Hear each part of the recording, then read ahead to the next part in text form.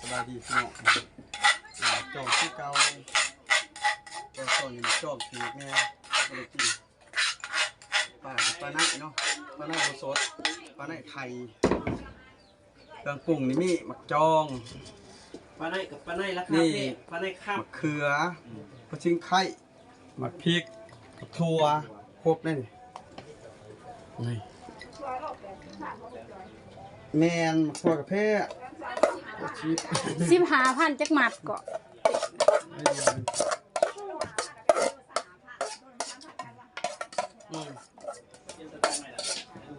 จะได้นี่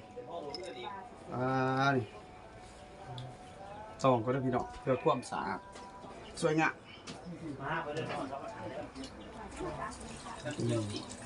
โอ้มือในห่วงงานก็ไอ้ทุ่นเนาะ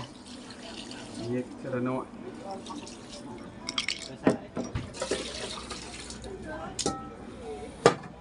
ไปติ๊กมือเลยไอ้ทุ่นมือนี้แก่มือขออนุญาตเด้อเก็บกะก่อน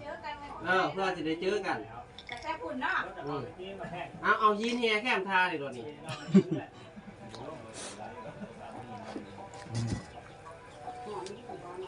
หอนแห้งอีดีดอสุดท้ายก็สู่ชีวิตคือกันหยอกเลย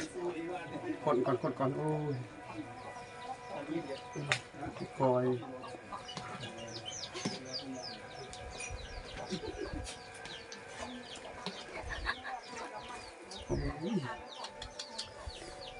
ตัวจะมาย่างห้อยอีกพี่น้องห้อยห้อยเราไปซอยวะห้อยพี่น้องเน็ตไอดอลเครื่องหน่อยคนเนาะมีคิดสู้ว่าเสียเทือให้คนมานานทักขางก็ได้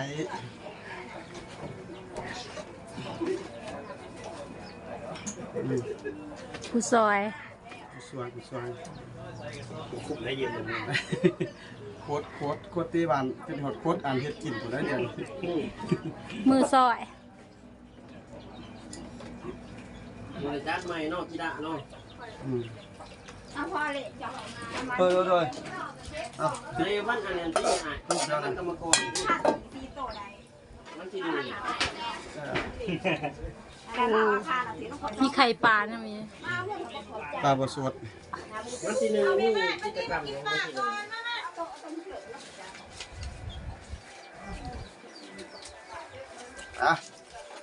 เดี๋ยวได้พี่น้องวันนี้ยากได้ทั้งร้านครับนี่ก็เลิกอยู่แท้ซีโรล่ากินวัดคือเมียบอกอะไรดิเราพันไรทีละหลักตัวอะไรแต่กันมากินเบิร์ดจะ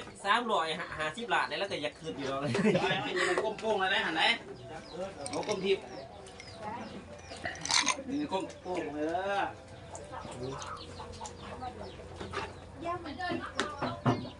จนออกซีน่ะเนาะปลา